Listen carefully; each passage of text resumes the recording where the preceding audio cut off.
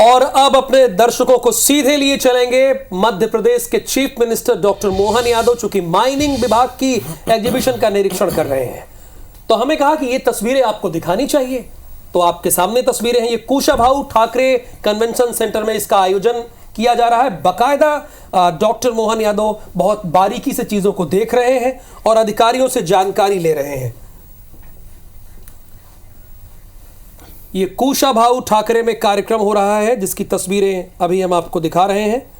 और कल ही इस कार्यक्रम का आगाज हो गया था, लेकिन कल सीएम डॉक्टर मोहन यादव हरियाणा के दौरे पर थे। इस कारण मुख्य सचिव ने इस माइनिंग एग्जीबिशन का उद्घाटन किया था और इसमें देश के अलग अलग जो उद्योगपति हैं उन्होंने यहाँ पर एग्जीबिशन लगाया हुआ है। यहाँ पर उस प्रदर्शनी का अवलोकन कर रहे हैं CM doctor Mohan Yadav. Mining के क्षेत्र में मध्य प्रदेश में किस तरह से संभावनाएं हैं उसको लेकर के प्रेजेंटेशन अलग अलग ये जो बिजनेसमैन है वो यहाँ पर दे रहे हैं। जिंदल ग्रुप हो या फिर भारतीय ग्रुप हो, तमाम बड़े बड़े जो ग्रुप्स हैं बिजनेसमैन के, वो यहाँ पर पहुंचे हुए हैं। माइनिंग विभाग का एग्जीबिशन का निरीक्षण कर रहे हैं सीएम डॉक्टर मोहन यादव। आपको बता दें ये एग्जीबिशन 2 दिवसीय है और इसमें आज शिरकत कर रहे हैं सीएम डॉक्टर मोहन यादव। कल सीएम डॉक्टर मोहन यादव ही इस आयोजन में शिरकत करने वाले थे, लेकिन हरियाणा में कल नायब सैनी ने दूसरी बार सीएम पद की शपथ ली है और इसके साथ ही कल एक बहुत बड़ी मीटिंग भी हुई हरियाणा में। उस कारण सीएम डॉक्टर मोहन यादव ने इस कार्यक्रम में शिरकत नहीं वो कर पाए थे और इस कारण मुख्य सचिव ने इसका उद्घाटन किया और आज इसके दूसरे दिन निरीक्षण करने के लिए सीएम डॉक्टर मोहन यादव यहां पर पहुंचे हुए हैं।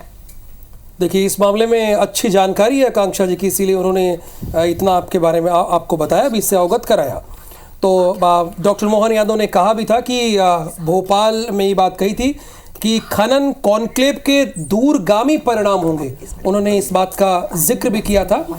मध्य प्रदेश के मुख्यमंत्री डॉक्टर मोहन यादव द्वारा प्रदेश में औद्योगिक विकास के लिए की जा रही रीजनल इंडस्ट्री कॉन्क्लेव के साथ पर्यटन क्षेत्र में निवेश को कैसे बढ़ावा दिया जाए और इसके साथ ये खनन के लिए कॉन्क्लेव हो रहा है और उसमें सीएम डॉक्टर मोहन यादव यहाँ पर हैं। कॉन्क्लेव में प्रदेश की खनिज संपदा के बारे में विस्तार से जानकारी दी जा रही है।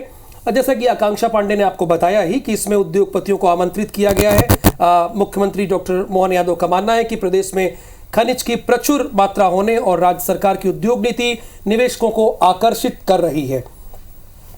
कुशाभाऊ ठाकरे अंतर्राष्ट्रीय कन्वेंशन सेंटर में 2 दिवसीय ये कॉन्क्लेव का शुभारंभ कल ही मुख्य सचिव अनुराग जैन ने किया था।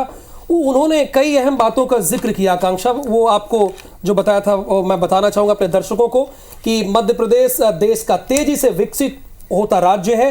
प्रदेश में मिनरल रिसोर्सेज में नंबर 1 है। यहाँ पानी, कोयला और दूसरे प्राकृतिक संसाधनों की भी प्रचुर मात्रा में उपलब्धता है।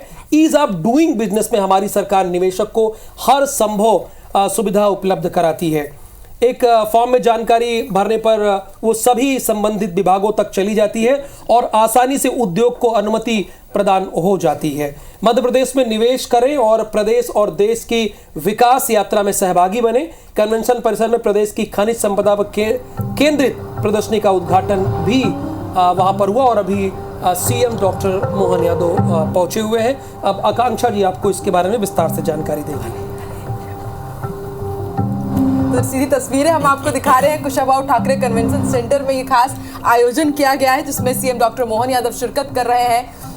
आज बेहद खास ये दूसरा दिन, क्योंकि आज जो तमाम उद्योगपति हैं किस तरह से वो मध्य प्रदेश में अब माइनिंग के सेक्टर में संभावनाएं देख रहे हैं उसको लेकर के यहाँ पर एग्जीबिशन किया गया है और उस एग्जीबिशन में हर एक बारीकी देख रहे हैं, समझ रहे हैं सीएम डॉक्टर मोहन यादव। अच्छा आकांक्षा, इसमें एक चीज ये है कि देखिए हम अपने प्राकृतिक संसाधनों का कैसे इस्तेमाल करते हैं। बिल्कुल, अब देखिए जैसे कि बारिश होती है लेकिन अगर आप वो इकट्ठा नहीं कर पा रहे उस पानी को, वाटर लेवल नहीं बढ़ा पा रहे तो क्या मतलब है। तो इसी तरफ डॉक्टर मोहन यादव चूंकि बहुत दूरगामी सोच वाले हैं, दूरदर्शी मुख्यमंत्री हैं, इसीलिए अपने आप में मैंने तो कभी नहीं सुना कि खनिज कॉन्क्लेव हुआ हो। आप 5 एंकर हैं, आपने कभी सुना?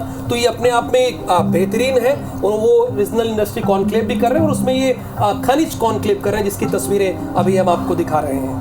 बिल्कुल, और ना सिर्फ ये कॉन्क्लेव लेकिन इसके पहले भी लगातार रीजनल इंडस्ट्री कॉन्क्लेव भी किया जा रहा है मध्य प्रदेश में और लगातार मोहन सरकार की यही कोशिश है कि बढ़ावा दिया जाए इन्वेस्टमेंट को मध्य प्रदेश में, ताकि बिजनेस के क्षेत्र में और तेजी से मध्य प्रदेश आगे बढ़े। और देखिए सीधी तस्वीर हम आपको दिखा रहे हैं, रीजनल इंडस्ट्री कॉन्क्लेव का आयोजन तो एक तरफ चल ही रहा है, इसके साथ ही माइनिंग एग्जीबिशन का भी यहां पर आज आयोजन किया गया है। ये 2 दिवसीय आयोजन, कल से इसकी शुरुआत हुई थी और आज सीएम डॉक्टर मोहन यादव इस एग्जीबिशन का हिस्सा बने हैं, माइनिंग विभाग के एग्जीबिशन का निरीक्षण कर रहे हैं।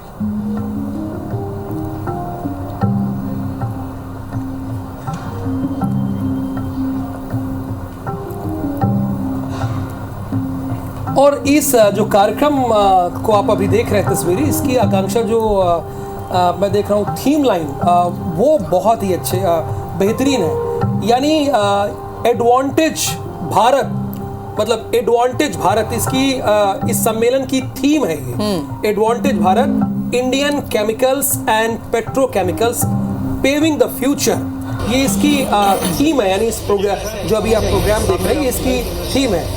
तो ये 2047 तक देश के प्रधानमंत्री नरेंद्र मोदी ये चाहते हैं कि कैसे देश को विकसित राष्ट्र में खड़ा करें, यानी हम भी विकसित भारत की तरफ आगे बढ़े। और इस प्रोग्राम की सम्मेलन की थीम ही है एडवांटेज भारत। इसे आप कैसे देखते हैं? बिल्कुल, और देखिए एडवांटेज भारत इसलिए, एडवांटेज मध्य प्रदेश से ही जरूर होगा वो राहुल जी, क्योंकि देखिए कोयले से लेकर हीरे तक का भंडार मध्य प्रदेश में, पन्ना में आप जानते हैं कि हीरे का भंडार है। निवेशकों को लुभाने के लिए सरकार नई प्रकार की नीति भी लेकर आ रही है। सरकार की कोशिश है कि मध्य प्रदेश के अलग अलग क्षेत्रों में जितना भी खनिज भंडार है उसके लिए निवेशक आए और सरकार निवेशकों को प्रोत्साहित करे। तो निवेशकों की क्या प्लानिंग है, अभी एग्जीबिशन के जरिए सीएम डॉक्टर मोहन यादव वो समझ रहे हैं। और लगातार यही कोशिश है मोहन सरकार की कि सिंगल विंडो पॉलिसीज के जरिए निवेशकों को लुभा सके और माइनिंग सेक्टर के अंदर जो अपार संभावनाएं हैं उसको अभी टटोल रहे हैं सीएम डॉक्टर मोहन यादव। तो देखिए माइनिंग में निवेश होगा तो जाहिर सी बात है मध्य प्रदेश में सोने का भंडार है, हीरे का भंडार है, तो सोने की तरह चमकेगा भी मध्य प्रदेश।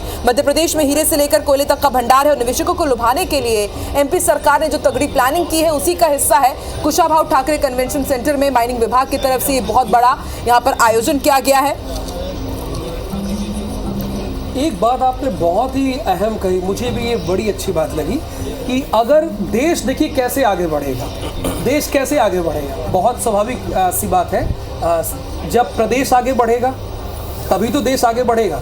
ये बात आकांक्षा जी ने बहुत ही पॉइंट वाली कही। यानी अगर आपको 2047 तक आपने लक्ष्य रखा है और अभी हम 2024 में और 47 तक हम विकसित राष्ट्रों में खड़े होंगे, कदम से कदम मिला के चलेंगे, कब तक हम ये कहते रहेंगे हम विकासशील देश हैं? बिल्कुल, क्योंकि हमारे देश में इतनी संभावनाएं हैं कि हम विकासशील से बहुत डिजर्व करते हैं, आगे की सोच रखते हैं। तो वो हमारे लिए टारगेट 2047 तक का है। तो जब प्रदेश इसमें सहभागिता निभाएंगे, सपोर्ट करेंगे, चाहे उत्तर प्रदेश हो, मध्य प्रदेश हो, छत्तीसगढ़ हो, तो जाहिर सी बात है देश अपने आप आगे बढ़ेगा। अब देखिए एक टारगेट और है, 5 ट्रिलियन का टारगेट है और ये टारगेट भी अपने आप में बहुत बड़ा है और वहां तक भी हम पहुंचेंगे, इसमें कोई दो राय नहीं है। फिलहाल माइनिंग विभाग का एग्जीबिशन हो रहा है जिसका निरीक्षण डॉक्टर मोहन यादव कर रहे हैं, जिसकी तस्वीरें आप IBC 24 के जरिए एक्सक्लूसिव तौर पर देख रहे हैं।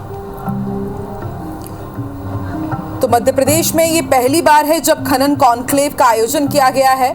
माइनिंग क्षेत्र में निवेश को बढ़ावा देने के लिए देश भर से निवेशक यहाँ पर जुटे हुए हैं। देश भर के माइनिंग सेक्टर के निवेशक, उद्योगपति और दूसरे राज्यों के खनन विभाग के अधिकारी भी इसमें शामिल हो रहे हैं। कल से ये शुरू हुआ था गुरुवार से और आज दूसरे दिन सीएम डॉक्टर मोहन यादव भी इसमें शिरकत कर रहे हैं। इस आयोजन में लगभग 600 से ज्यादा कंपनी भागीदारी अपनी दे रही है। से आप अंदाजा लगा सकते हैं कि ये जो आयोजन है वो कितना बड़ा है।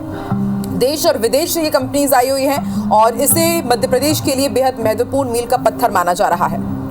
आकांक्षा, जब मैं कल रिसर्च कर रहा था, जैसे मुझे इस कार्यक्रम की जानकारी हुई तो उसके बाद देखिए आगामी 200 वर्ष के लिए कोयले का रिजर्व भंडार है हमारे पास। 200 यानी अभी 2024 चल रहा है, यानी 200 साल तक का हमारे पास प्लान है। अब आगे देखिए सरप्लस बिजली और पानी वाला राज्य है, इसमें कोई दो राय नहीं। ये बात आप भी मानती हैं, आप मध्य प्रदेश की रहने वाली भी हैं। बेहतर कनेक्टिविटी के लिए सड़कों का जाल है। आप मध्य प्रदेश में देखिए इतनी बेहतर सड़कों की कनेक्टिविटी आप लोगों को अगर कहीं दिखे तो बताइए। तो गुजरात में है वो आपको दिखती है, उसके बाद मध्य प्रदेश में आपको दिखती है, क्योंकि यहाँ पे इतना आसान नहीं था, चूंकि बहुत ज़्यादा यहाँ पे प्राकृतिक संसाधन है, तो कई जगहों पे पहाड़ों को काट के रोडें बनाई गई, तो मुश्किल था। और इसके साथ ईज ऑफ डूइंग बिजनेस में अग्रणी है, यानी मध्य प्रदेश कैसे बिजनेस को सरल बनाए।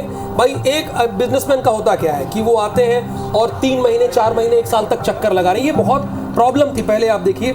लेकिन ईज ऑफ डूइंग बिजनेस में अगर कोई आगे है तो मध्य प्रदेश। ये जो मैंने कल रिसर्च किया, चूंकि जैसे मुझे इस प्रोग्राम की जानकारी हुई, सब मैंने किया, और श्रम और कानून इंडस्ट्री में ये फ्रेंडली है, एक अहम बात, और प्राकृतिक संसाधनों की प्रचुरता, ये आप जाहिर सी बात है ये आप मानेंगे ही, और निवेशकों के लिए सिंगल विंडो सिस्टम है। अब ये सिंगल विंडो सिस्टम का मतलब क्या हुआ, अगर श्रवण मैं आपसे जानना चाहूँ कि सिंगल विंडो सिस्टम का मतलब क्या हुआ। जैसे कि हम 5 एंकर हैं और हम 5 एंकर मिलके आप खबर बताएं और या फिर एक एंकर बताएं, तो ये अभी तो अच्छा लगता है, हमारे दर्शक 5 एंकर देख रहे हैं न्यूज़, ये बेहतर है अलग अलग। लेकिन बिजनेसमैन क्या चाहते हैं, वो चाहते हैं कि एक जगह जाएं और उनका काम हो जाए, ये वहां पे उनका बेनिफिट है। प्रदेश माइनिंग कॉन्क्लेव 17-18 अक्टूबर खनिज आधारित उद्योगों में निवेश को लेकर के ये जो सुंदर कल्पना की गई है, मेरी अपनी ओर से आप सबका स्वागत है। मध्य प्रदेश सरकार की ओर से आपका वंदन है, अभिनंदन है। अभी थोड़ी देर पहले हमारे पीएस श्रीमान संजय शुक्ला जी ने अपनी विस्तार से बात कही, और बदलते दौर में मध्य प्रदेश कहाँ से कहाँ और कैसे पहुँच रहा है, इसके कुछ छोटे से उदाहरण देकर के बताना चाहा। मंच पर ही विराजमान डॉक्टर नवनीत कोठारी जी, secretary MSME, Anshul Pandey ji, B Sairam जी, अजीत कुमार सक्सेना जी, इंद्र देवनारायण जी, दीपेंद्र सिंह जी, अनुराग चौधरी जी, ये हमारे भारत सरकार सहित मध्य प्रदेश सरकार के विभिन्न अधिकारी यहाँ विराजमान हैं, और देश के कोने कोने से आप सब भी आए। आपका पुनः स्वागत करता हूँ, अभिनंदन करता हूँ, आपको बधाई देता हूँ। हमारे आज के इस माइनिंग कॉन्क्लेव में आपके लिए जानकारी के लिए बता दूं कि सभ्यता, संस्कार, संपदा और संसाधनों से परमात्मा ने सभी राज्यों में जो कुछ दिया है, मुझे लगता है कि मध्य प्रदेश को थोड़ा ज़्यादा मिला। ये हमारा सौभाग्य है और मध्य प्रदेश का गौरव है। ये रत्नगर्भा वसुंधरा जब सौरमंडल की रचना हो रही होगी, उस सौरमंडल की रचना में जब पृथ्वी का अवतरण हुआ है, तो कई सारी विशेषताओं को लिए हुए ये हमारी धरती माता इस सौरमंडल का एक महत्वपूर्ण ग्रह बन करके सबके बीच आई है। और जैसा कि हमारी अपनी संस्कृति की विशेषता है, और संस्कृति हमको अपनी कुछ और आगे ले जाती है। ऋषि मुनियों ने अपने जीवन के निष्कर्ष से निकाल करके कई सारी बातों को इन्हें हमसे अपने जीवन से ग्रहों की रचनाओं को जोड़ करके भी बताया है, और अनुशासन का भी पाठ पढ़ाया है, सबकी आयु भी निश्चित बताई है।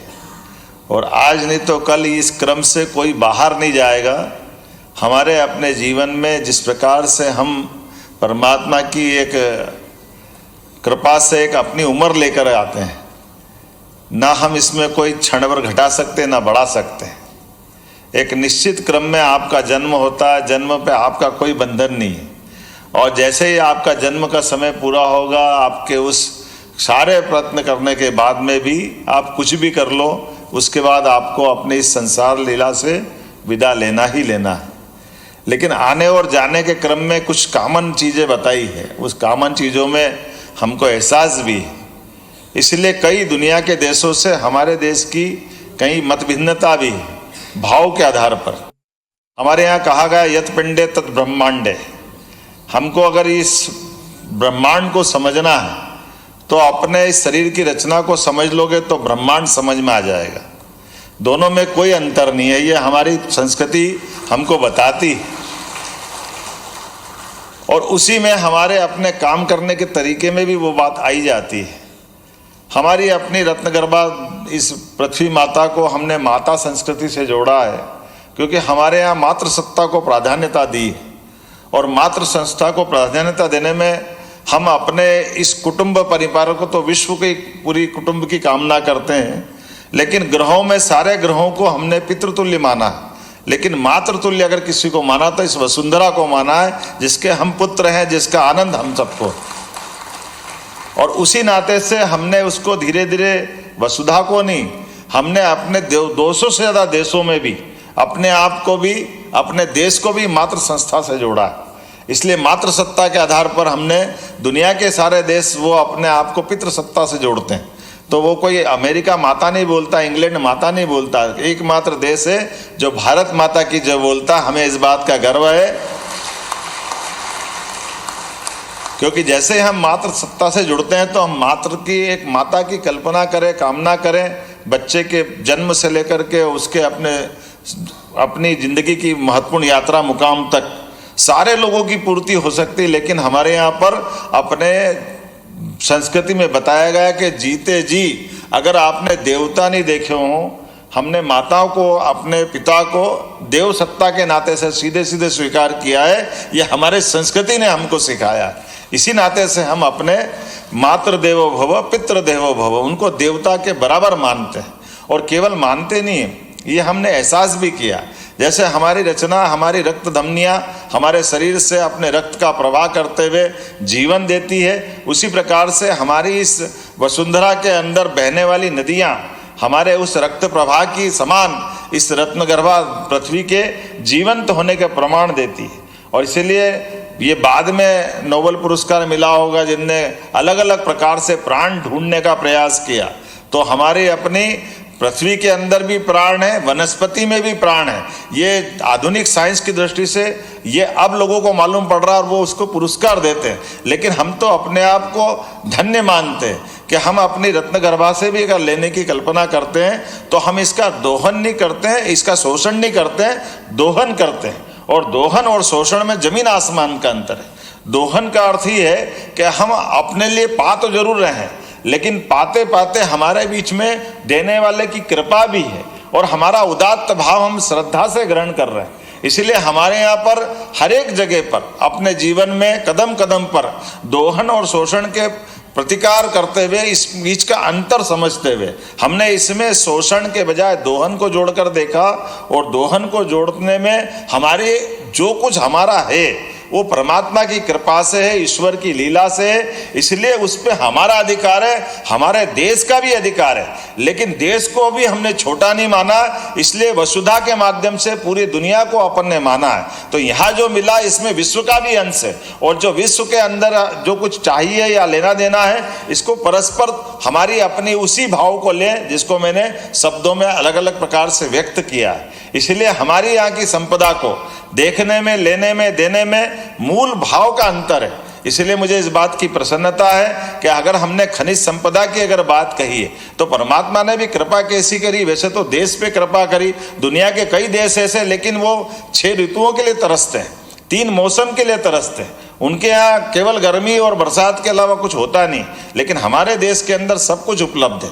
लेकिन ये उपलब्ध होने में सबसे बड़ा अगर योगदान है तो हमारे अपने देश का भी है और इस वसुधा का भी है, जिसकी विशेष कृपा से भारत की भौगोलिक रचना इस प्रकार से बनी। और उस रचनाओं के आधार पर देश के अंदर भी देखो तो लंबा हो जाएगा विषय। मुझे भी आपसे विनम्रता से क्षमा भी मांगना है कि मेरे पास कल से आज तक का समय था, लेकिन मैं कल उपस्थित नहीं हो पाया। मैं आज ही समय मिला क्योंकि मैं कल से एक हमारे यशस्वी प्रधानमंत्री के नेतृत्व में कुछ अलग ही चमत्कार होते रहते हैं। जो हमने 4 जून को रिजल्ट पाया था भारत सरकार के विजय का, वो हरियाणा ने और परचम लहराया, उसका आनंद हमारे सबके सामने था। जब हरियाणा की प्रचंड जीत के बाद कल शपथ विधि के समय और विधायक दल के चयन में मुझे उपस्थित रहना था माननीय अमित जी के साथ, और उसका एहसास हम सबको है कि बदलते दौर में हमारे लिए ये स्वामी विवेकानंद ने जो 100 साल पहले कहा था कि 21 शताब्दी भारत की होगी, उसके लक्षण भी दिखाई दे रहे हैं। दुर्भाग्य से कुछ बातों को मैं दोहराना नहीं चाहूँगा, अन्यथा आपको सबको ध्यान में आएगा। 2014 के पहले हम अपने देश के बारे में, देश की संपदा के बारे में, देश की आर्थिक स्थिति के बारे में कहाँ हम कल्पना करते थे कि भारत नीचे से 5वें हिस्सों में आ रहा है, और कहाँ पलट के देखो तो 10 साल के अंदर भारत ऊपर से 5वें स्तर में आ रहा है। ये है मोदी जी का भारत और मोदी जी का विजन। कदम कदम पर हर साल होने वाले मंत्रिमंडल के, भारत सरकार के एक ऐसे प्रधानमंत्री मनमोहन सिंह थे जिनका अपना शैक्षणिक, उनकी अपनी उन्नति, बाकी चीज़ों का अनुभव कितने प्रकार का उनका सब प्रकार की चीज़ों में था। गवर्नर रहे, वित्त मंत्री रहे, प्रधानमंत्री 2-2 बार रहे, सबको लेके चलने वाले, बड़े विनम्र। लेकिन मंत्रिमंडल के अंदर कभी कोयला घोटाला हो रहा, कभी स्पेक्ट्रम घोटाला हो रहा, मंत्रिमंडल के ऊपर भी जिनका नियंत्रण नहीं, ऐसे मौन रहने से क्या फायदा। आज करके देखे, ये है भारत सरकार और ये नरेंद्र मोदी का शासन करने का तरीका। भारत की प्रगति को आगे बढ़ाने में तो कितने प्रकार से कीर्तिमान बना रहे हैं, लेकिन पारदर्शिता में भी उतना ही ध्यान रख रहे हैं, शुचिता में भी उतना ही ध्यान रख रहे हैं, देश को आगे बढ़ाने में भी उतना ही ध्यान दे रहे हैं। ये हमारी एक एक नीतियों को लेकर के, मैं अभी हाल ये बैठे बैठे जब बैठा आया था तो मेरा एक ध्यान गया, शायद आप लोगों का भी ध्यान गया होगा।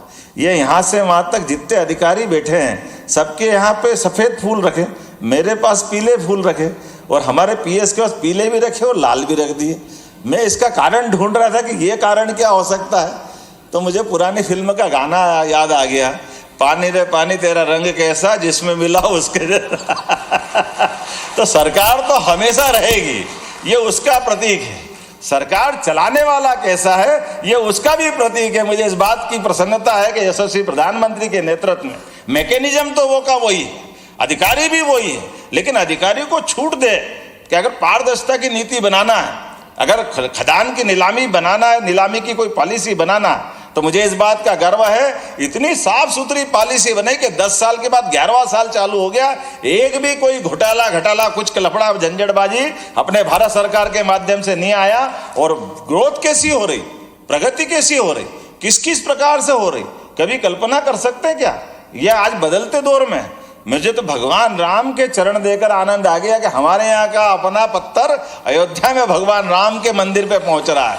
यह हमारा अपना मध्य प्रदेश का गौरव और गर्व है, लेकिन संभव हुआ यशस्वी प्रधानमंत्री के कारण से।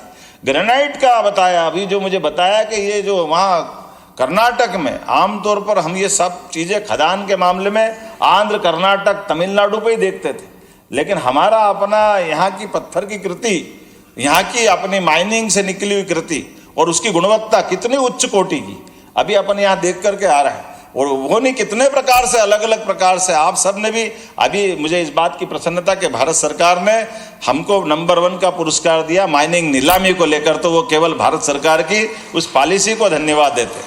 अन्यथा ईमानदारी से कहो, मैं तो माइनिंग मिनिस्टर था, मैंने कहा ये झंझट है, मेरे पास एक मंत्रालय खाली रखा है, तो हमने सारे मंत्रालय में काम करता था, मुझे लगता कि ये जरा माइनिंग बड़ा संकट वाला विभाग है, इस पे साइन करो तो सोच समझ के करना पड़ता है। लेकिन मुझे इस बात की प्रसन्नता है, माननीय प्रधानमंत्री के नेतृत्व में साफ सुथरी पॉलिसियों के आधार पर सारे देश के सभी सरकारें, राज्य सरकारें अपनी गति से आगे बढ़ रही, जिसमें राफेल की गति भी कम पड़ रही, इतनी तेजी से हम चल रहे हैं। मुझे इस बात की प्रसन्नता है आज आप जिस प्रकार से बड़ी संख्या में यहाँ उपस्थित हुए, और कितने प्रकार से मैं इसका अगर कोई हिसाब लगाऊं तो ध्यान में आता है, हमारे यहाँ तो अब हर महीने इन्वेस्टर सबमिट कर रहे हैं। मध्य प्रदेश आज यशस्वी प्रधानमंत्री के नेतृत्व में अपनी जेट की गति से भी आगे तेजी से जा रहा है, सब सेक्टर के लिए लगातार, क्योंकि ये बात तो सत्य है, हमारी एग्रीकल्चर ग्रोथ रेट विश्व में सबसे ज़्यादा हो गई, लेकिन एग्रीकल्चर की भी एक सीमा है, लेकिन हमारी बाकी जो संपदा है, बाकी जो हमारी संसाधन की क्षमता है, उसको भी आगे बढ़ाने की जरूरत, और वो आगे बढ़ाने के लिए सभी सेक्टर के सभी प्रकार के लोगों के लिए सबको जोड़ के चलते हुए, सबका साथ सबका विकास, खाली बोलने के लिए नहीं, इसको करके दिखाने के लिए कि हमको हमारे यहाँ की जो बौद्धिक क्षमता है उनको काम मिलेगा, और हमारी जो खनन क्षमता है, हमारी भूगर्भ क्षमता है, उसके आधार पर मध्य प्रदेश में हमारा अपना रेवेन्यू जितना बढ़ेगा, केवल रेवेन्यू नहीं बढ़ेगा, और हमने कहा इसमें आपने सही कहा कि हमारे उत्पाद भी यही बने, केवल खदान से हम सामान भेज दें, कच्चा माल भेजे, ये अंग्रेजों की पद्धति है, ये बात सत्य है। हमारे यहाँ अपना अगर लाइमस्टोन निकल रहा तो सीमेंट का उत्पाद भी यही बनना चाहिए, अगर हमारा तांबा का अगर अयस्क जा रहा तो उसके संबंध में उत्पाद भी यही होना चाहिए। और ये बात सही है कि व्यापारी व्यापार करने कब आते हैं, उद्योग धंधे लगते कब है? जब सरकार का साथ चाहिए, सरकार का भाव चाहिए, सरकार का आसरा और साथ चाहिए। मैं आप सबको आश्वस्त करना चाहूंगा, निश्चित रूप से आप सब मिलकर के हमारे सरकार के साथ खड़े होंगे तो आपको कहीं और फैक्ट्री लगाने की जरूरत नहीं, मध्य प्रदेश सरकार आपको यहीं आमंत्रित कर रही है और वो सब देने को तैयार है जो बाकी राज्यों में मिल रहा है।